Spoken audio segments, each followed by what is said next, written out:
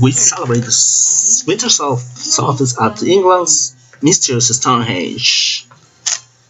As you know, December the 25th is this Christmas Day, but December 21st marks an older festival, the winter solstice. Pagans, druids, New Agers, and hippies will gather at the ancient and mysterious site of Stonehenge. Susan Greene, senior property historian at the British Heritage, explains why. In prehistory, we think that the stones of Stonehenge were set up specifically to frame the winter solstice as well as the summer solstice. So, on means winter's day, about 4 o'clock, when something is seen, the sun will have descended and set between the two stones of the tallest Triton.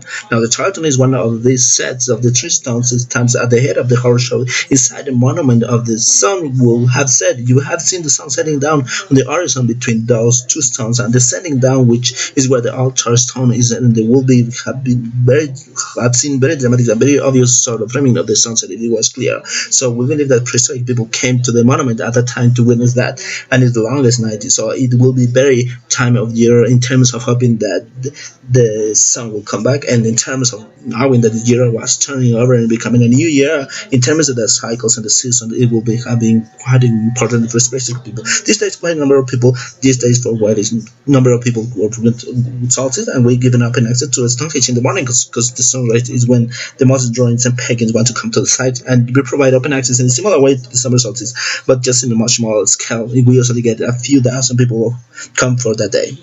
Stonehenge was built 4,500 years ago by people who were clearly not primitive. One of the aims of their exhibition and the external gallery was to get that point across that these are sophisticated people. They were perfectly capable of making very nice clothes. They were very much like modern people. They were very creative. They were very well adapted to their landscape. They knew where to get material. They were to managing wood, all kinds of things that we wouldn't necessarily know how to do ourselves today. And they were so good at that they had to spend time and the energy to build a Stonehenge, which is the most important sophisticated monument that we know of. To be honest, to try to build Stonehenge today using modern tools, it will be a feat of engineering, and they were using the most simple picks and stone hammers to create that monument. So yeah, they were sophisticated more than so we will ever guess. Even if you're not a druid or hippie, Stonehenge is still an amazing place.